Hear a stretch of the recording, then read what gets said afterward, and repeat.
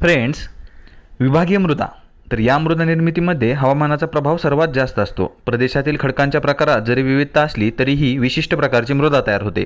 विभागीय मृदेचे प्रदेश सर्वसाधारणतः अक्षवृत्तांना समांतर असतात. शीतकटिबंधात खडकांची विविधता असूनही टुंड्रा मृदा तयार झालेली असते. तर शीतकटिबंध कमी पर्जन्यमान टुंड्रा प्रदेश.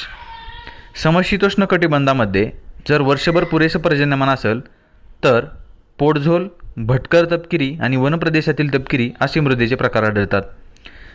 समशीतोष्ण कटिबंधामध्ये ऋतूनुसार पर्जन्यमान असेल तर चेनोझम आणि प्रेयरी, आणि कमी किंवा अत्यल्प पर्जन्यमान असेल तर चेस्टनट, शीत वाळवंटी असे मृदेचे प्रकार आढळतात.